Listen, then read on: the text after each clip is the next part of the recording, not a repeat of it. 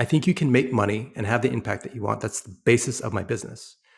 Without exploiting people, with treating people well, um, where that line is blurred. The opinions expressed by guests on Town Hall, a Black Queer podcast, are solely their own and do not necessarily reflect the views or opinions of the podcast host, Bob the Drag Queen and Peppermint, the podcast production team, or the organization Black Queer Town Hall.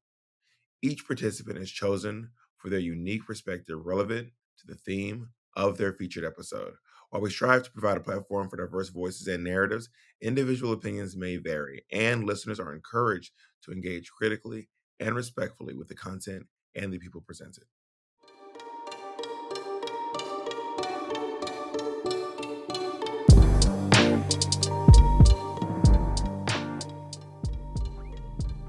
Hey, welcome back to Town Hall, a Black Queer podcast.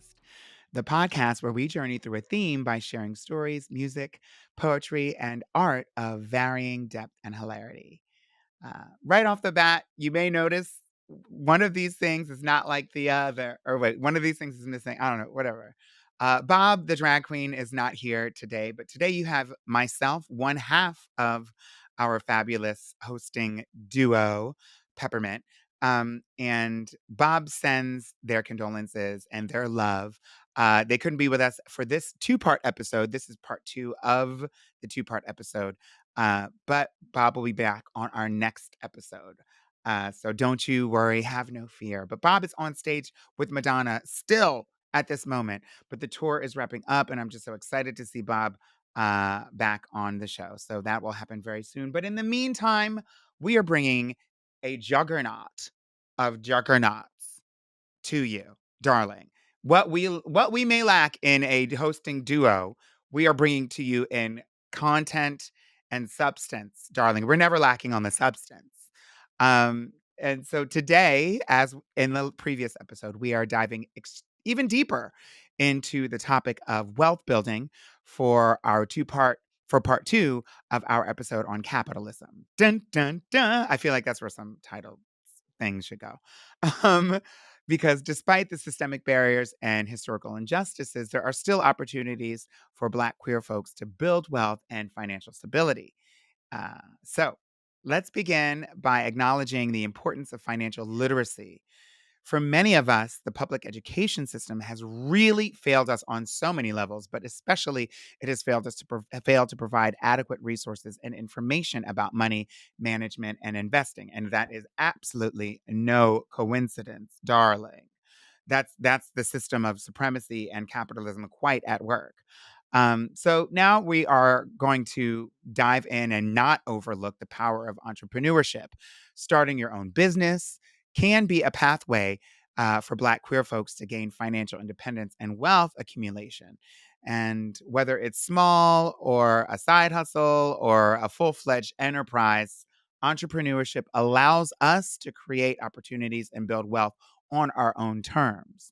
And so it is a form of capitalism that is within this larger system. The system of capitalism, it's not necessarily that capitalism in its inherently um, comes with all of the things that American capitalism has come with and we've experienced. You can start your own lemonade stand, but it's not to be reductive or insulting. You can start a small business, whatever that's, hopefully something that you're passionate about. Um, it really is, the comparison, I think, between starting your own business and going and getting a job or working within a larger company and trying to work your way up, that you would see some of those other harmful systems that are still in place and frankly necessary for that larger entity to operate, you know? Um, and so you may not just, there may not be discrimination if you own a lemonade stand and there's only one yourself as the employee, then there probably won't be discrimination and misogyny and, layoffs and things like that. But it's when it becomes corporate that it becomes kind of dicey. So it's important to acknowledge the challenges that Black queer entrepreneurs face, from equal access to capital to discrimination within the workplace and the marketplace. That is why it is very, very key for us to support Black queer-owned businesses. Believe it or not, you are actually supporting one just by opening your ears at this very moment. And advocate for policies that work to level the playing field. Um, and, like, for those of us that might be fired up, especially if you're listening to both last episode, which was part 1 of Capitalism, and this episode, which is obviously part 2, it might be easy to come into this episode kind of fired up. And while it is important to keep that fire and notice that fire and know where you're storing that fire so that you can access it, especially when you start to have these conversations moving into our November general election cycle. Um, it's also important to note that, like, this, it's really key that we take the opportunity when presented to us, uh, to um, to engage, to understand how we fit into a capitalist society, how money management, economics, and entrepreneurship can benefit and can impact our lives and the lives of those around us. It's important to understand that, number one. It's also important to learn about the how we fit into how that idea, if whether it's the idea that of a small business that you're thinking of, or you as a worker fit into the capitalist, Christian fundamentalist, imperialist, white supremacist system that is the capitalist system of America, misogynist system that is America, right? That America utilizes for its businesses and its connection to other um, sort of global economics. So I never really. I remember I went to I went to a school when I was younger. In my high school, I went to like a sort of magnet public charter school, whatever, that had different schools in it. Um, and they had, like, one for arts, they had a banking and finance school.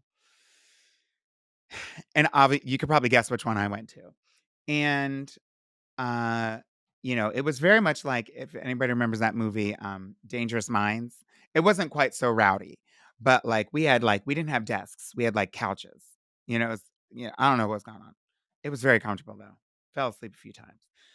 But I I remember thinking when I was in high school and I knew that certain things came with high school. Prom, school trips to Paris, clubs, like the Glee Club or whatever, chorus and different things. I just thought that stuff automatically came with, school, because it is a part of the culture of so many schools, right? Before high school, let's take music for instance. I did grow up in a musical family, but I didn't have access to different instruments and all these different things. And there was a part of my music education in public school that allowed me to discover, new instruments to play. And I learned how to play the viola and then the cello in school. And without that school music program, we would not have had the money. I would have never seen a cello, and we would not have had the money for a cello. And so for me, the public school system was I thought its job was to provide not only education but opportunities, including enriching opportunities like art and things like that, experiences, all those things. That was my experience until high school. So when I got to high school, I thought, okay, the prom is just going to come with the game. I went to this high school unaware that my mother had to buy into access to the prom, school trips, and things like that. So I was a high school student when everybody was in Paris. I was just literally sitting alone felt like I was in detention in school with the teacher that also didn't go. And every single time, I never went on a single school anything. And so that got me thinking, there's this school of banking and finance upstairs. I'm kind of resentful that there are people whose parents signed that permission slip and gave them the money to go to these things, to have the money to change your instrument. Because when you're in the band, if you're going to change your instrument, if you're a growing high school student, change your instrument, you have to pay for it. Um, and I never had access to that. So I hit a very low, quick, hard financial wall very quickly, which was just my mother's. It's not like I had my own income. And so I learned that lesson pretty soon, that some people are born into it and some people just aren't. And for those of us that aren't born into a situation that would allow us to have those experiences without having to sit there and be alone in a classroom for 4 years, essentially.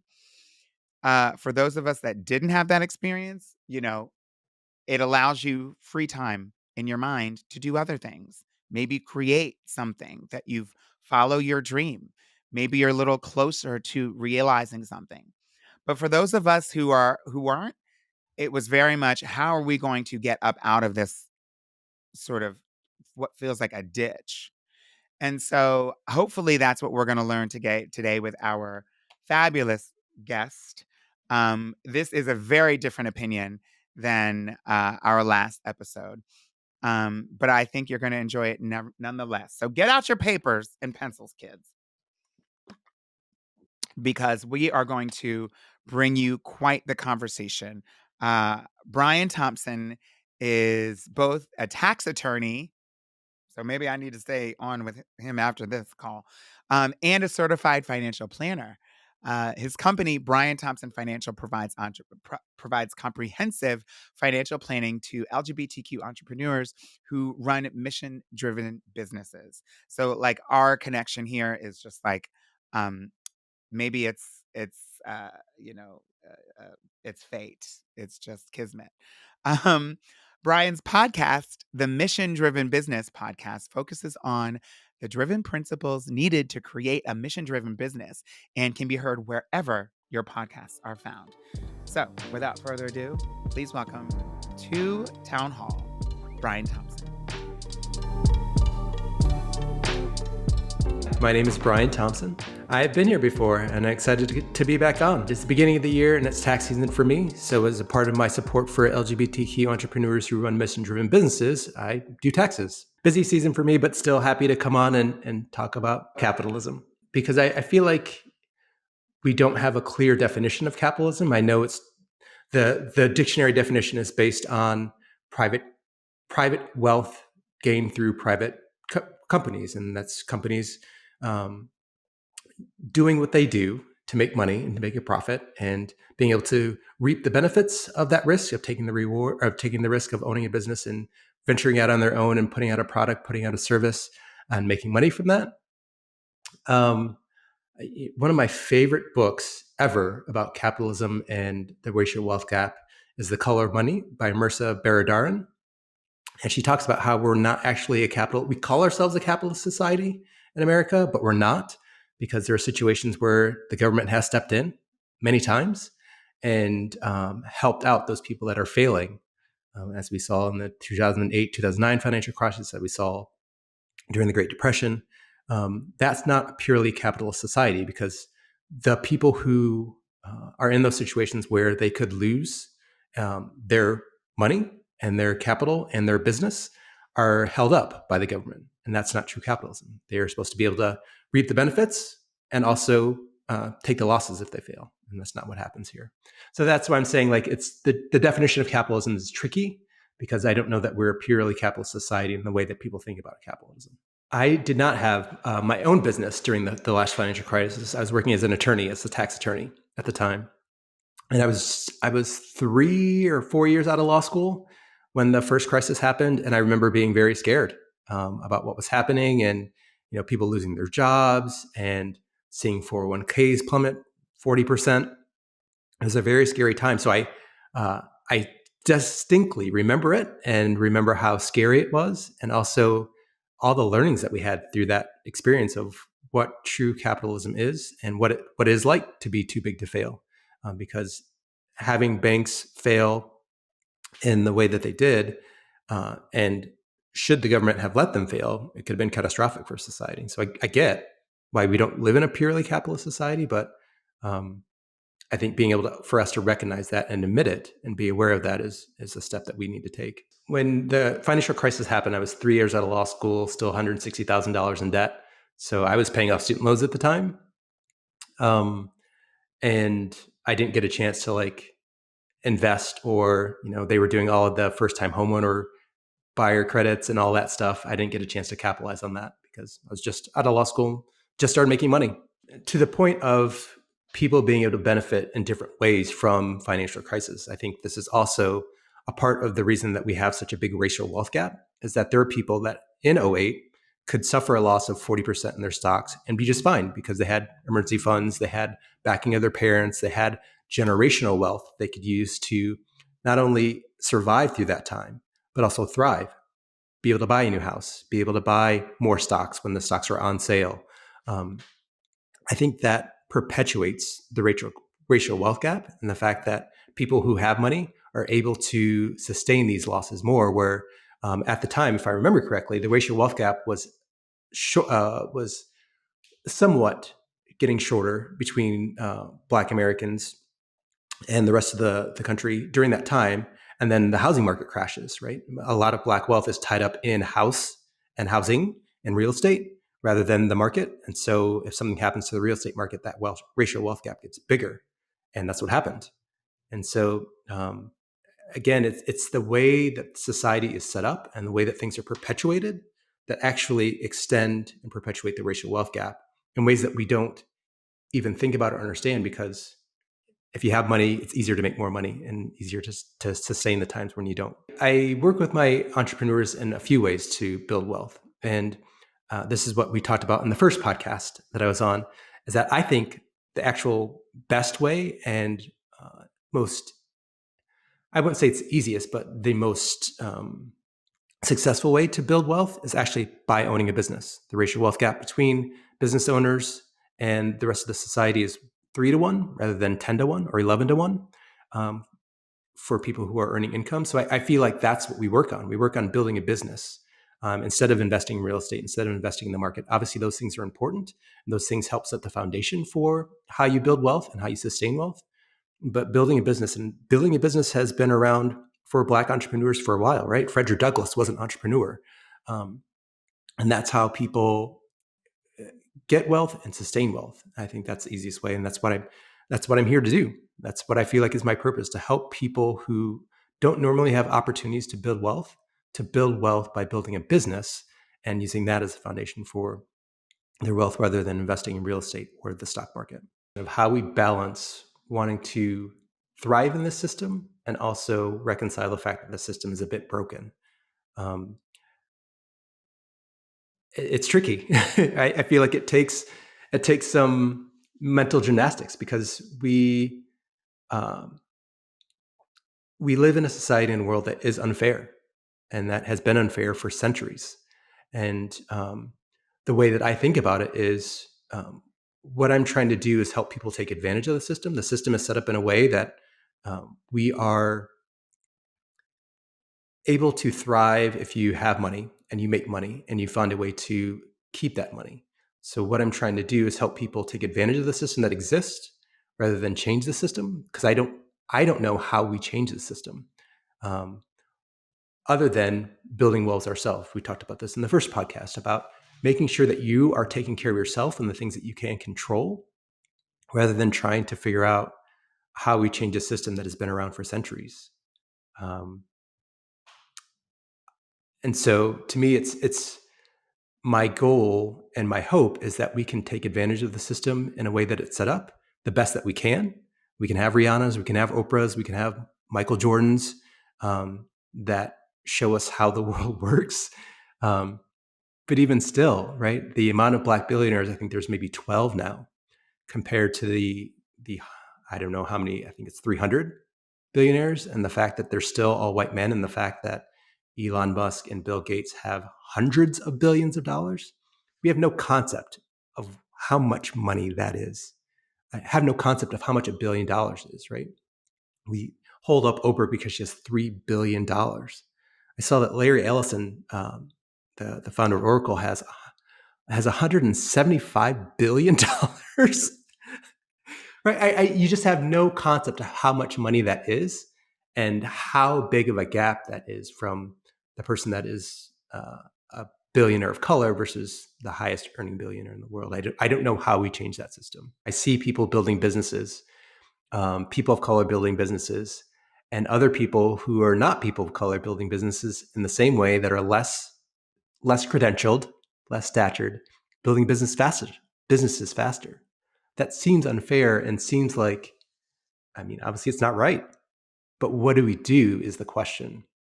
Besides keep our eyes on our own paper and try to build wealth the best that we can and use Oprah's and Michael Jordan's and everybody else as guides to know that we can succeed. And I mean, I think this also goes into more of the philosophical idea of money, right? In the end, money isn't going to make us happy. Money isn't going to be what life is about. You can't take your money with you. I've seen money make people very miserable, right? You build a business that is out of control, that isn't what you want, that isn't aligned with your values, and has become something because it's gotten so big that isn't what you want. So being very conscious of, yes, money is a tool, but it's not a goal. Money makes life easier, but it's not going to make you happy or happier, right? It's about being aligned with your purpose here in the world and on earth and making sure that you feel fulfilled in what you do, also have the impact that you want to have, and have the connection and intimacy in the world that you want to have, rather than becoming a Larry Ellison or a Bill Gates. Or I was also reading, I tend to just read about billionaires a lot because I find it so intriguing. And the fact that they said like seven out of the 10 highest wealth people in the world have been divorced. Right? If money can't keep them together or keep them happy, that says enough about it's not about how much money you have, it's how you use it. I would love to be a billionaire, because I would love to be a billionaire for a few reasons. Obviously, I feel like life would be more fun. I get to have a private jet and have multiple places. I live in Chicago, so I love the architecture here and I'm very fortunate enough to have a great view right now. But I've seen apartments and look at apartments that have an even more wonderful view. Also, I would have money to then try to help on a bigger scale, right? I'm doing what I can do right now to help in a way that is my skill set and help people build businesses and help people grow. But having money that I could then fund into maybe a black bank or other types of funding or something that could help on a bigger scale, I think would be fulfilling to me. Because I'm a person of color, because I'm a queer Black man, I have that communal mindset of I need to help other people. And I think ethical is also one of those words that we don't really have a strict definition for. I think the question around can you be an ethical billionaire in the sense of can you be a billionaire? Can you make that amount of money without exploiting people? I think is the question. And I think you can. I think you can make money and have the impact that you want. That's the basis of my business, without exploiting people, with treating people well. Where that line is blurred, right? There's no black and white of, oh, this person is using their money in the right way, this person is using their money in the wrong way. There's so many things that make society the way that it is, that if we are in a situation where people get to dictate how much money you give and how much money you take, right? What is the line? How much should I get to keep versus how much should I give away? And especially when it comes to billions of dollars, right? And how much money can actually move the needle? Can billions of dollars move the needle on the racial wealth gap? I don't know. I remember Oprah and The Rock getting flack for raising money for the Maui thing and people saying, well, you have all this money, why don't you give? I imagine that their platform itself can make more money than any money that they would give. So I think it's a little bit blurred and obscure as far as ethics around having money and how much you give away and how much you take yourself. I'm of the mindset that you need to take care of yourself first before you can give to other people.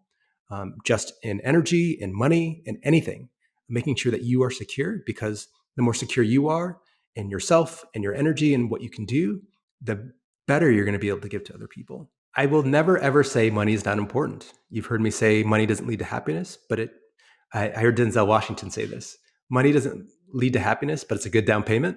Money can't buy happiness, but it's a good down payment. That is so true, right? The easier, the more comfortable you are, the more freedom and accessibility you have to do other things. And the fact that Bill Gates can want charter schools and fail 3 times despite how much money he has shows how hard it is to move the needle. And also how easy it is if you can just keep doing it over and over and over again when you don't feel the losses as much. I don't know of any other way, and I haven't really studied other societies. Like, I know people talk about the happiest countries in the world, or socialist countries where people share in the tax burden, but they don't have the. I haven't really studied it that in depth, but we here in America live in a society where money does move the needle, and so my goal is to make sure that we have enough money to help move the needle in the direction that we want it to go. And that's taking everybody doing their own individual little thing. Whether it's right or not, I don't know. And I feel like me spinning on that question would deter me from actually using my present moment to do what I can to make sure that we're at least moving the needle some. I feel so overwhelmed sometimes thinking about the racial wealth gap and the centuries of discrimination and how the government has left us out of capitalism. And it saddens me. It's disappointing. It's sad. It's overwhelming. It's anxiety producing. And it is, right? It is what happened. It is what is happening right now. And so I'm trying my best to keep present and do what I can to move the needle, given my experience and given my where I am in the world, to try to make things better. One of the reasons I love The Color of Money so much is that she goes through the history of every single step of where Black people have been left out of capitalism, from the New Deal, from slavery, from 2008 financial crisis, redlining, redlining is where people of certain districts are put in an area and their houses are undervalued, right? That still exists today. And the fact that redlining was supposed to be outlawed and was supposed to be taken care of decades ago isn't true. My parents lived in Indianapolis, where we had my dad was successful and made good money, and we had a beautiful house, but they couldn't sell it. It was in a nice white neighborhood, and at some point, the realtor told my mom, I remember this distinctly, that you need to take down the pictures of your family. And I was thinking, that is wild. And they did, and it sold. I've experienced this in real time, and I see it. We've not been left out of the capitalist society. We've been the labor to build wealth for other people. And obviously, slavery in the way that it existed doesn't exist anymore. But I think about this all the time when I think about even billionaire basketball players. They're still making money for somebody else. People who go to work for an employer are making money for somebody else. And you are making them more money than they're paying you, because if that weren't the case, they wouldn't be paying you as much. That's, in theory, how capitalism works. The people that have taken the risk, that have put in the sweat equity in building something, get to reap the rewards. And part of that is getting paid more. And yes, we have not been left out as far as how capitalism works. We've just been used as labor. Obviously, as the person who owns a business, you are still on the hook for what the business does and what happens to the business. So even if you have an employee that does something bad, you are the person that is responsible for it. And you can mitigate risk by having the business be a separate entity where you can only lose what you've invested in the business. But even then, there are some ways that you can, people who are trying to sue you can, what they call, pierce the corporate veil and get to your personal assets if you don't have your business separated in the right way. So there's risk of losing, right? And especially when you start the business, starting a business is not easy. I say it's the most determinative way to build wealth, but it's not easy. You have to take on the risk of funding the business in the beginning, especially when the business is not making money, making sure that you can fund your personal expenses. All that is risk that you should be rewarded for in the end, because you're investing in yourself, you're investing in your services, and you should reap the benefits of that investment. And there is some risk until you get to a point where you're too big to fail, right? And the business owners that I'm not dealing with are not in that area, right? You're not building $1 billion business. And even then, as you're building up capital in a way that provides a cushion. So if your business does fail, you have, I don't know, $200,000 to fall back on. That's less risk. The more money you have, the less risk you take. But especially in the beginning, especially for business owners of color who are just building a business, they don't have generational wealth. It's a much bigger risk because they don't have anything to fall back on. I usually specialize in businesses that are obviously mission driven, so trying to have an impact. And a lot of them are either consultants, like DEI consultants, or business consultants, or political consultants, or for some reason therapists. I have a lot of therapists. So it's usually service oriented people and service minded people that are using their skill set to make an impact on society rather than sell a product. We usually start them out as LLCs, so single member LLCs, and then for tax purposes, they're just their individual self, right? But at some point, when you get to an amount of revenue that you can pay yourself a salary, a reasonable salary, we have them incorporate to S corporations, and it's just another tricky way of avoiding tax on your profits. And you pay yourself a reasonable salary, and any profit that you get after that avoids self-employment tax, which saves you 15.3% in tax. I was talking to a business owner the other day about how he feels like, why do we have to jump through all these hoops just to save money? It's like, I don't know. I don't know why the system is created the way that it is, but it is. And we're going to make sure that you get the advantage that everybody else is getting. Right? And that takes knowledge. The fact that the tax code is thousands of pages long means that it's set up in a way for you have to have knowledge, or have to hire somebody who has the knowledge to make sure that you can take advantage of all the things that you can take advantage of. It's not illegal. It's the way that the system is set up. And so we make sure that people can take advantage of 15.3% in tax savings. I have another client who saved some 6% in his effective tax rate by switching to an S corp. And that saves him almost $30,000. I mean, you can do a lot with that, especially if you think about that $30,000 in savings just in general, but the fact that then we can invest that savings and have it grow over 20 years, that's millions of dollars and that people have been taking advantage of for years.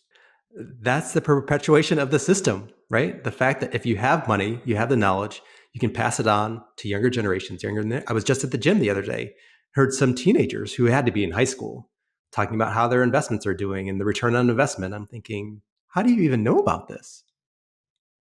But they do. It was something. It may have been even gambling. I don't remember what it was, but they were like, "Yeah, my return on investment, my equity cap," and I was like, "What? You have to be in high school. Why are you even talking about this?" And I understand that I go to a fancier gym, so they've learned it from their parents. They've learned it from their school, and this is how the system perpetuates itself. The more money and the more knowledge you have, the easier it is to build and continue to have that money and knowledge while other people are left behind. And so I think education, knowledge is the piece. That's why I write. That's why I do podcasts. That's why I try to get this information out, because I want to see people who look like me also be able to take advantage of these things. And I can't do that in as much in an individual one-on-one basis. So I have to get out and put out the money and do podcasts like this. So people who wouldn't normally hear these things can learn about them and say, oh, maybe I should think about this and learn. Maybe I can go Google. The thing is, the internet has helped level the playing field some as far as getting knowledge. And if people can get a snippet of what they find interesting or what resonates with them, they can go look it up or get more information about it. I think that's powerful. What ways can it become more fair? I think it takes systemic change in the end, right? The government stepping in, reparations, setting up ways that people can build businesses that haven't gotten the opportunity to offset some of the ways that we've been discriminated before. That takes systemic change. And I think it's having the right people in the office, having their focus on, I heard Biden say in his State of the Union speech that the racial wealth gap is as smaller as it's ever been. I didn't actually verify that, but I know that they've been focused on small businesses and building businesses, so I think that makes sense to me. Um, so systemic change, and then also, again, just focusing on what we can control as individuals, making sure that you are building wealth and taking care of your wealth in a way that takes care of you first so you can take care of other people. And it doesn't have to be either or. I take care of myself or I take care of other people. You can do both, but I want to make sure that people take care of themselves first in a way to help build and sustain wealth.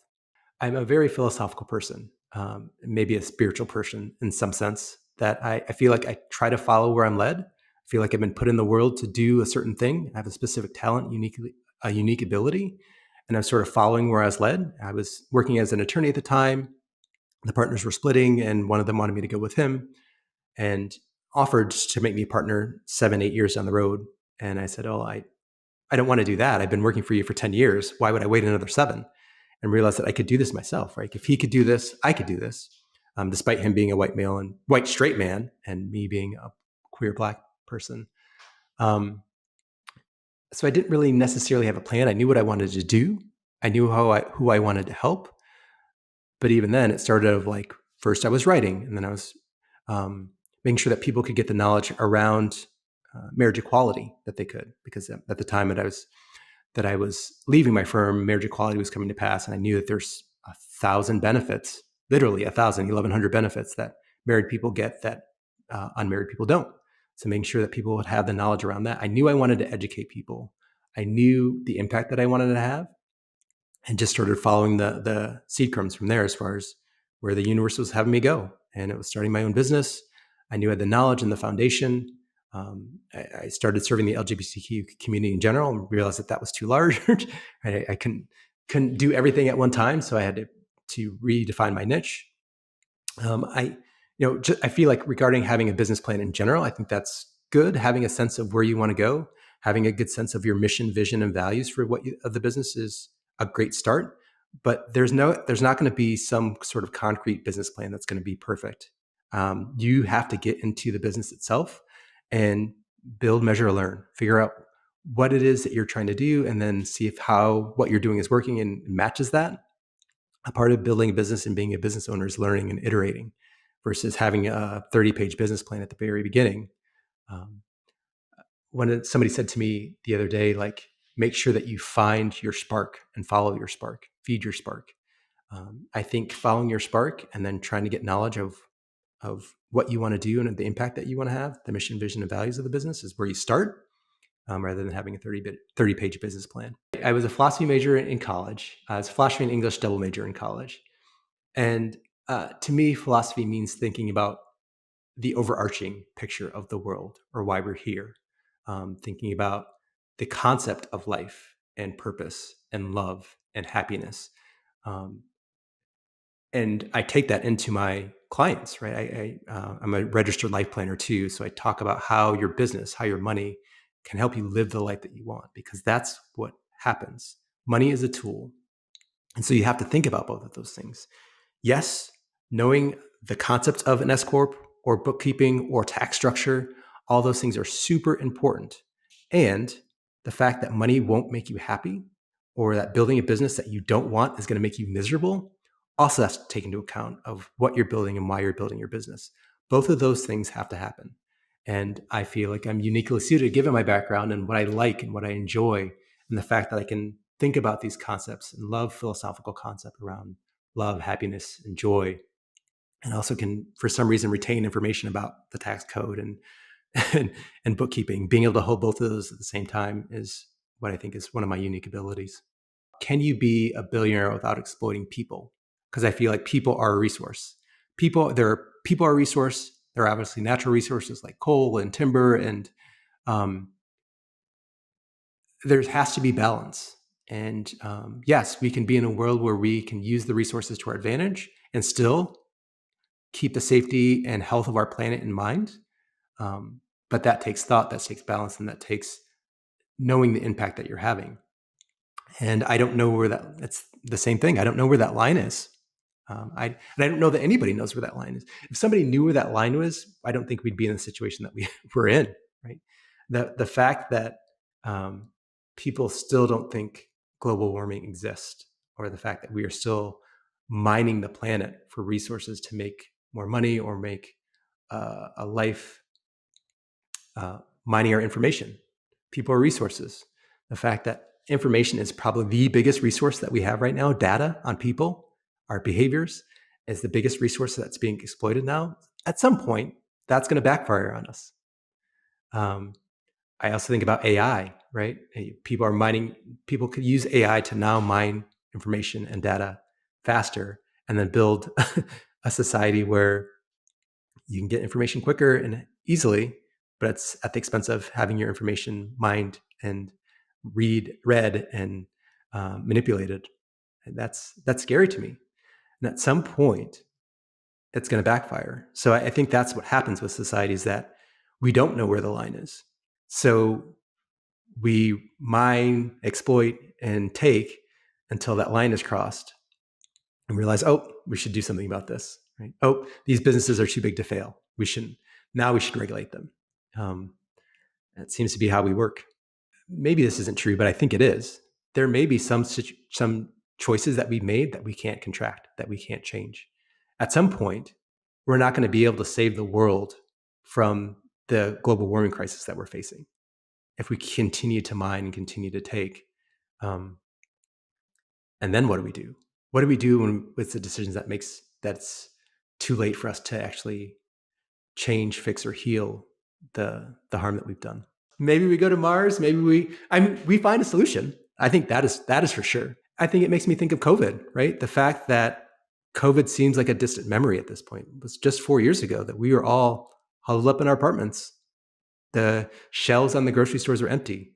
People were being exploited because they were essential workers, and people like me got to stay home. Right? And we found a way to figure out, manipulate the situation, capitalize on that. Like that's what we do, for better, for worse. A lot of people died. A lot of people of color died because they were being exploited. Right? As you pointed out, I love that thought of, we haven't been left out of capitalism. We've been the labor.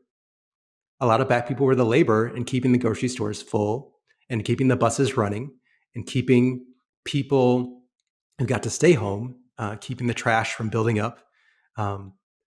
People who of color were in those jobs that they had to keep working.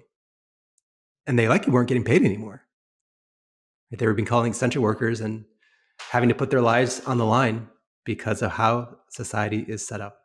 How do we go from being labor to being wealth builders? I think it takes education. Well, let me go back. I think it always takes three things: awareness, acceptance, and action. Awareness of what the situation is like. What is the world like now? As unfair as it is, as sad as it is, what is the situation that we're living in right now? And accepting it, saying, this is where we are. I would love for things to be different. I would love for things to change, but this is where we are. What action can I take now to then take advantage of the system and help get me to a better place? Awareness, acceptance, and action. And a part of awareness is obviously having conversations like this, having hard conversations, saying things out, spelling them out, naming them, and saying, how can we accept the situation as it is, and what actions can we take to change? I think that's the only way that we get beyond from where we are. I love the concept of a rebrand, right? We need more knowledge. We need more structure. We need more power. And money is power. That is not a lie. Money is power. We need more money. We need more resources. We need the foundation that we can have to make sure that we are secure as individuals, and then we can help other people in our society. What are practical things that we can do to achieve wealth building in a way that doesn't ruin us, right? That doesn't burn us out. And this goes to what I was saying at the very beginning. We have to take care of ourselves first. We need to know that we have space to rest, to sleep, to eat right, literally foundational things. Make sure you're getting enough sleep. Make sure you're eating right. Making sure that you're minimizing your stress, making sure that you're exercising. These 4 things to keep yourself healthy will allow you to have the energy, the mental ability to then focus on something else. And I understand not everybody, especially people that are working 65, 70 hours a week, they don't have the space or the ability to do this. One of my favorite concepts around time is the concept of Einstein time. We create our own time. We prioritize the things in our life that we want to prioritize. And making time for the things that we want to do is the most important thing that we can do for ourselves. So making time to do the foundational things like sleep, eat, exercise, the foundational things to take care of ourselves is where you start. As far as building a business, other things that you can do is follow the spark. What is this idea? Not only thinking about it, but writing it down. I love the idea and the concept of journaling. Journal every day about the idea, what's on your mind. Make sure you have something to go back to nourish and feed this idea. We all need space to figure out the idea that we're trying to build or what we're trying to do. And having that space, having that dedicated time, maybe it's 15 minutes, maybe it's 30 minutes a day, to talk about what's on your mind and the idea that you have, to also grow the concept, making sure that you think about it. And again, you start with the mission, vision, and the values of the business. What impact are you trying to have? What are you in this world to do? And what are the values that you're going to use? I think this helps keep you focused on what you're trying to build, rather than going in many different directions. So focusing on mission, vision, and values, going through exercises around what your values are, what you're here to do. These are practical things that you can do to start writing down to help really seed the foundation of your idea. And then once you have the idea, once you feel like you can have a concept that you've thought about, that you've written about, that you want to put in the world, put it out into the world. It doesn't need to be all or nothing. You don't need to quit your job to start a business. You can put the idea out in the world in whatever way that you're doing. If you want to start a podcast, if you want to write a book, if you want to provide a service to somebody, start with a friend. Start with a friend who pays you, right? You want to. I think this is also something that business owners don't do. They try to give away their service and their value for free. That's not building a business. That's a hobby. So make sure that you're charging people for what you are, and then you will start to learn the value of your services, and you start to learn from people what your real value is and how you service the people that you want to service. You have the mission, vision, and values, and now you're iterating. You're saying, I've heard a guy on my podcast talked about finding your people, right? Having 100 conversations with people that you want to serve and figuring out what their issues are, figuring out what their real problems are, because your solution should solve their problems. They don't care about your process. They don't care about how smart you are. They want you to solve their problem. So you have to know what their problem is. And you do that through reflection, through conversation, through doing and iterating. Build, measure, learn. I love this conversation. I think the conversation that we're having is important. And especially for Black queer people to have this conversation, we need to be aware of what's happening, accept what's happening, and do what we can to take the actions to make us have better standing, have us have more power, more flexibility, more freedom. And like it or not, we live in a world where people who take risk and build something of value can make a lot of money. And so I urge all of you who are listening to this, think about why you're here. Think about what you've been put on this earth to do. Think about your special ability and think about how that shows up in the world. And then think about how you can use that ability, that concept, how you can hone that concept to build yourself a better life. Build a business that provides value, has impact, and also makes you a good living. We all can do this if we're focused on our abilities and our unique talents to make the world a better place. That's how we build wealth. That's how we build freedom. And that's how we sustain that wealth for ongoing generations. So there's a lot to unpack here, especially sort of comparing and contrasting both episodes, our last episode and this episode. Both opinions, both conversations, both have very valuable information. And before I go on, I think we want to make sure that we acknowledge Brian's contact and socials. You can go to btffinancial.com, and also you can search for Brian Thompson Financial. And of course, you can listen to the podcast, the Mission Driven Business Podcast. Yeah, these are some opposing opinions, to say the least. And, it's easy, I think, and I think, justified to have a sort of abolitionist framework, especially since that is a radical way of thinking. And I think that in a capitalist society, radical ways of thought are the radical forms of thought, radical systems. and radical approaches are what are can be life-saving, especially to people who are on the fringe and not the intended beneficiary of a certain system, capitalist system. And so we are surprise. Here is a no. Black folks and black queer folks are definitely not the intended beneficiary of the American imperialist, capitalist, sort of Christian fundamentalist, uh, misogynist system here, right? Um, Patriarchal system here, right? And so, but what we learned from Brian is that all hope is not lost. Now, when we're coming, I believe that we are in late stage capitalism. It's not even necessary for me to say that I believe. Like economists say that we are in late stage capitalism, and capitalism, the system of capitalism that was not only relies on um, exploitation, but also was founded through exploitation of bodies, black bodies and brown bodies, and continues with its exploitation of, uh, you know, femme bodies, women's bodies, queer bodies, bodies of those who are immigrant. When I say foreign bodies, um, it's exploitation of all those types of bodies, which is basically people who are at the lower end of the totem pole. And I want to say, and that I'm using that. I don't want to be disparaging to, our indigenous people, uh, our indigenous Americans here. But I do want to say, when I say the totem pole, I'm saying that because I know that's a form of expression that people like visualize the lowest person in that sort of stack.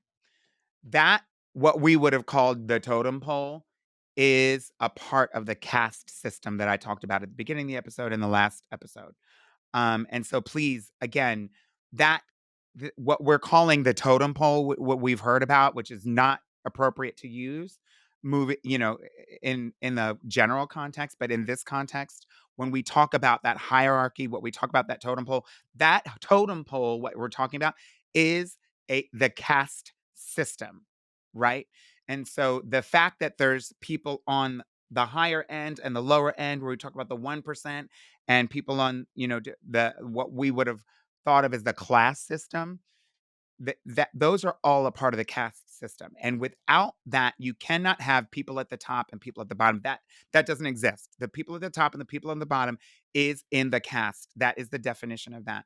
And our system of capitalism relies on the exploitation of those bodies, people working for almost nothing. And even though we have people who are hardworking, people who pull themselves up by their bootstraps, some of them, many of them are black and queer, yes. Our American economic system that has the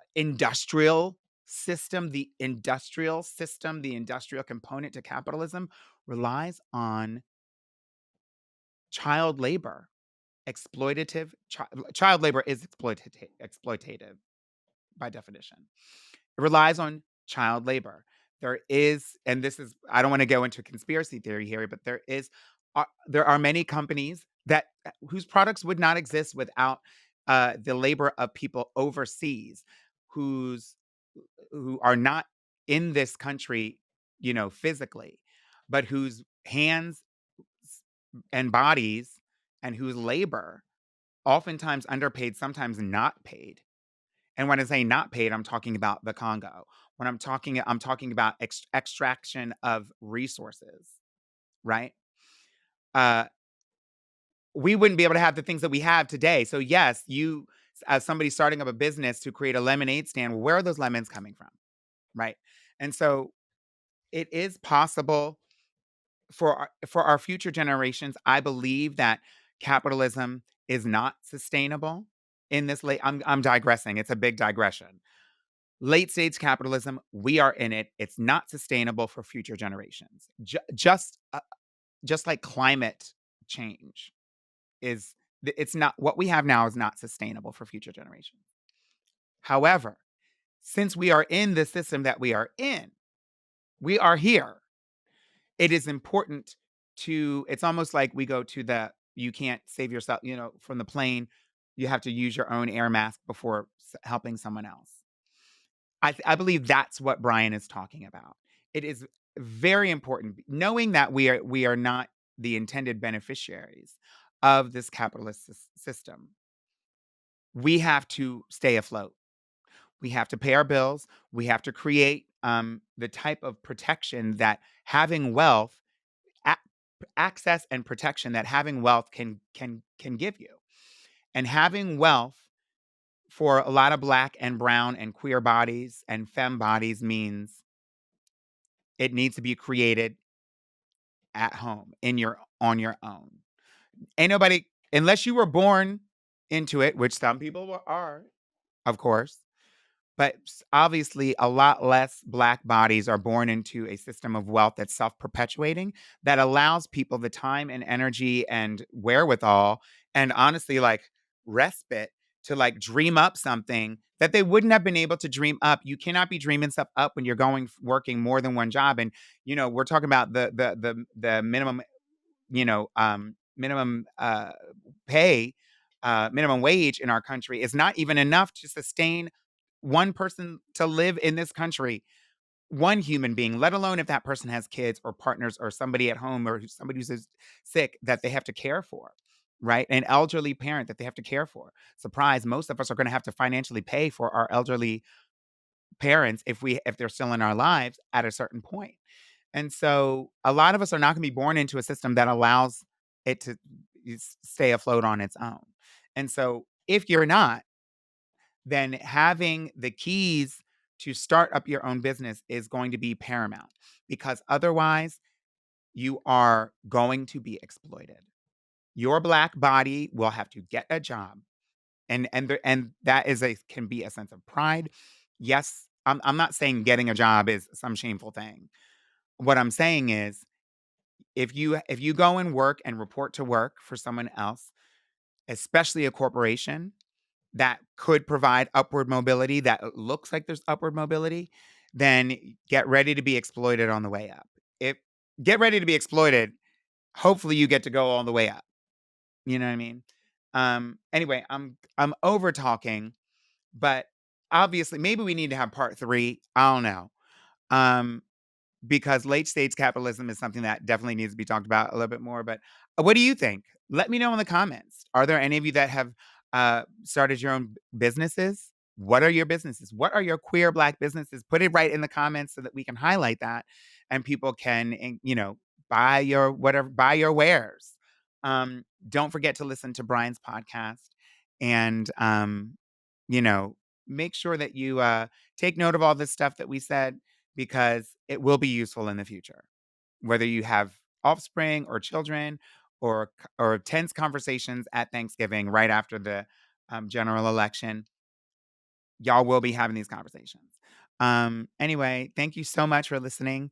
And thank you, huge thank you, especially this episode, to our production team, executive producer Tracy Marquez, senior producer Charlene Westbrook, producer Corey Nixon, and post-producer Amelia Ritaller. I just want to say thank you so much to our production team. This would not be possible in any way, shape, or form without each of you, especially this episode.